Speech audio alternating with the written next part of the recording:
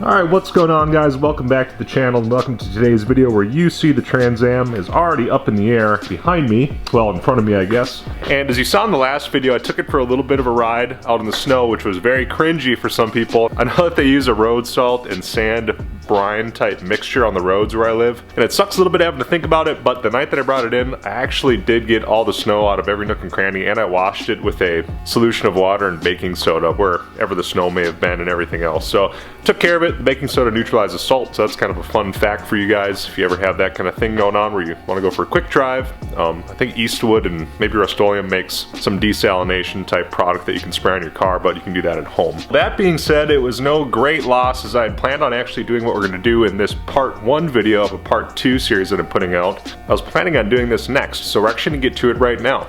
Under the car, as you'll see in these next couple of clips, the rear undercoating has seen way better days. There's lots of cracking in it. There's a couple spots where the tires actually rub on the wheel wells and there's been bare metal. As long as I've had the car, if you get a little bit of scrub, it takes anything you put on there right off. So the wheels are a little bit oversized for the car. The quarter lips have been rolled pretty poorly and they don't look that great, so I'm actually going to be taking care of those too, just trying to reseal them, and I might get a little bit smaller tire for the back of the car so I can kind of prevent this from happening next year. And the front fender wells are starting to show their age too. There's lots of rock chips, there's spots where the body panels have rubbed against it, and the scratches. All that is leading to surface rust, which can turn into deep penetrating rust, which I'm trying to prevent. The worst spot of the car is actually up on the front passenger side frame horn down here, and that is actually pretty bad. It's a spot that some moisture collects. It's in the sway bar bushing mount.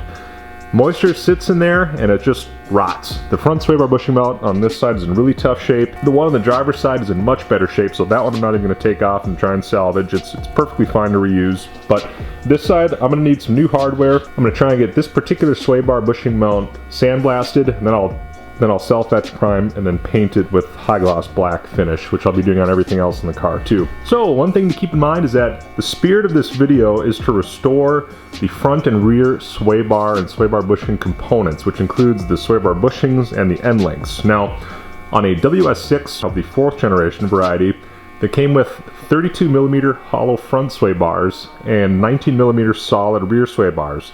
They're actually preferable to what would come in a Z28 or a regular Trans Am. I'll have to look up what came in like a formula. I'll drop a little bit of info in the screen while I'm talking about it, because this is stuff that you guys might not know. Now, a lot of people go ahead and they throw the whole baby out with the bathwater on these cars, because by the time you got one of these second hand, third, fourth, or fifth hand, the sway bar bushings and sway bar end links are going to be totally worn out. The rubber, and in all honesty, the sway bar bushings they're not going to be working like they really could be. They won't be up to par, if that makes sense. So you're kind of getting the wrong idea when you get a new sway bar for the front and back. There's very popular options from UMI, BMR. Sam Strano makes a very popular 35mm hollow front and I think it's a 21 or 22mm rear kit that people swear by. So this is going to be more in the vein of what an enthusiast would do that doesn't have a ton of money to spend $300, $400, $500, $600 all told on a sway bar upgrade for the front and back of his car. What I'm going to do is try and restore the front and rear sway bars with new bushings from Energy Suspension. The polyurethane, which is a really affordable option. It's about 60 bucks front and back. The rears actually came with new end links, which I didn't know, and you'll see later in the video that there's a little bit of a mismatch on the front and rear. I ended up buying Duralast end links, which are affordable. They're like 6 bucks a piece. So I think they've got rubber bushings, but they'll give a pretty fair representation of what fresh stuff is going to do on these sway bars. So at the end of the day, we're going to have the performance sway bars in this car that you would find in a WS6. I'm going to keep them. They're going to be totally refinished. Alright, first things first, I'm going to get to grinding inside of the rear wheel wells. And we're going to get all the old undercoating and any surface rust or scaling off. We're going to have clean metal, and we're going to re-undercoat and bedline what's back here.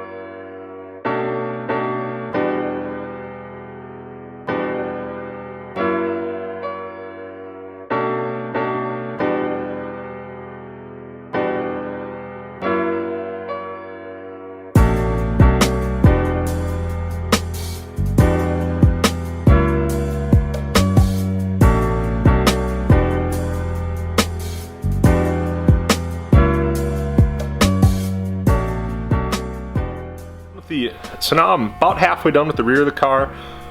It's gone pretty good. I did it over the course of a couple of nights. The whole point of me doing the back of the car is that there's a good portion of it on the driver's side that has no undercoating on it. It's almost like it's just primed. And all the cracks and stuff, they're not going to be holding moisture anymore. They've all been kind of ground out and then had some bed liner or undercoating reapplied. So hopefully we're going to get ahead of any moisture sitting in the rear wheel wells, and any rust that was maybe starting has been ground away and then re-self-edge primed and then painted.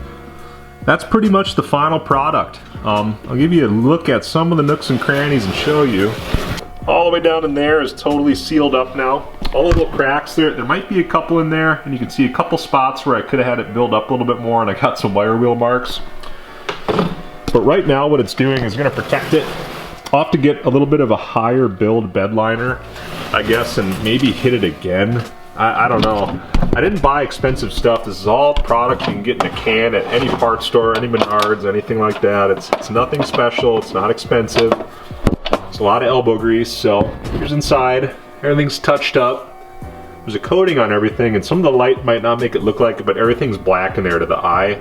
The reflection makes it look white, but it's not. I don't know how it's going to look on video, but filler neck's still rusty. I haven't touched it. I might just buy a new one. I think you can get them pretty affordable. That's pretty much the finished product. You're not going to see any of this, unfortunately, but I'll know it's there. If you're watching the videos, you know it's there. The car is protected. There's the passenger side. Pretty much the same story. The light is really harsh. It really dramatizes the highs and lows, but there's a solid coat everywhere in there. We got it all the way up in there. Depending on how the light hits it, it looks splotchy, but it's a real nice finish in person.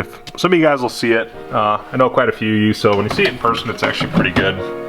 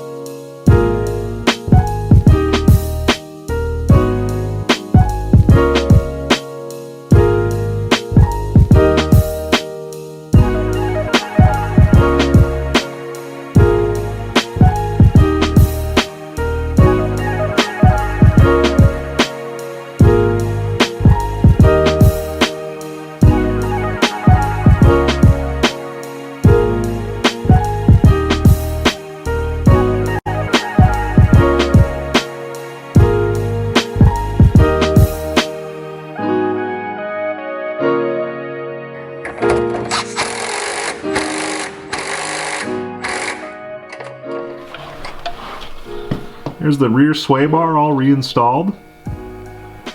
It's painted with Rust-Oleum high gloss black.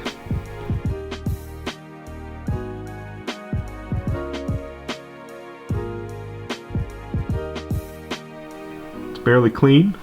Energy suspension 19mm sway bar bushings with the new caps, or I don't know what you call them, the C-clamps, and I used my own hardware. You're gonna have to buy your own if you have an aftermarket rear end, but that should work with the factory U-bolts that come on a 10 bolt. So you shouldn't have to buy any hardware if you have the factory rear end.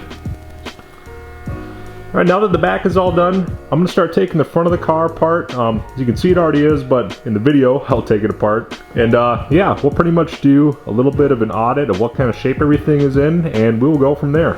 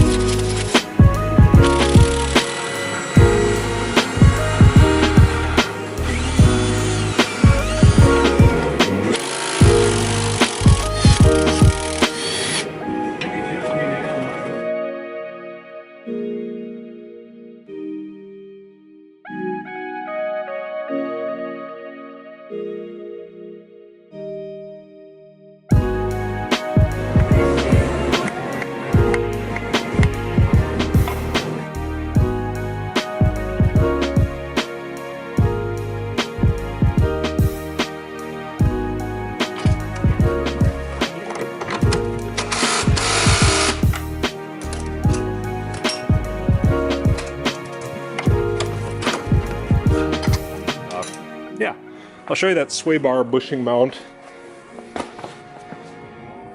Here it is. You probably can't tell it, but these ears I can bend pretty easy. And this is your mounting point for the sway bar. So boxing these or getting the boxed replacement ones might render some pretty good results actually with polyurethane bushings on the factory 32mm front sway bar and 19mm rear one, which actually has a solid mounting location.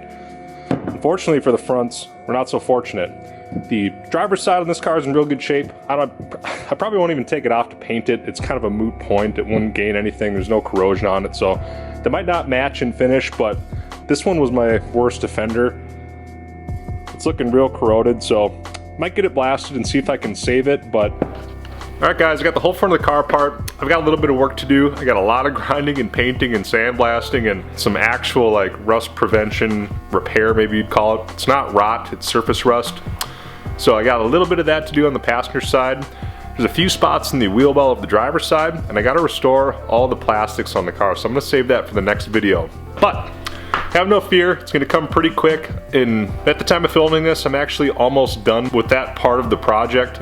Should be out within the next week, I would guess. It's kind of tough doing it after work. You run out of time really quick before you know it. It's time to go to bed. So a lot of this stuff, it's not that complicated, but it's very time consuming. So I found myself making many trips to the store, buying this and that, many hours painting and masking and drying and grinding, and there's just a lot of elbow grease that goes into this stuff, but the payoff is really good. I think you guys are gonna like it, so stick around for it. If you have any questions on anything I've got going on here, suggestions, I'm very open to all that, so definitely drop a comment. I'll try and get back to everybody as much as possible. A lot of you guys have been sending me messages on Instagram, and it's crazy how many people have been reaching out. It's super motivating, so thank you to all of you that have said you enjoy the videos. It's a lot of fun making them, and it feels good knowing that people enjoy watching them. So I'm going to keep doing it as much as possible and try and keep it hopefully informative. Maybe you guys will learn a little bit with me. I'm learning all this stuff as I go as far as what diameter sway bars are and all that. I didn't know any of that when I started, but we're going to go down the road with this, and I'm eventually going to upgrade them, but we're going to see what these will do in the spring first. But alright, that's going to about do it for today's video. Thanks for sticking around, and I'll see you guys next time.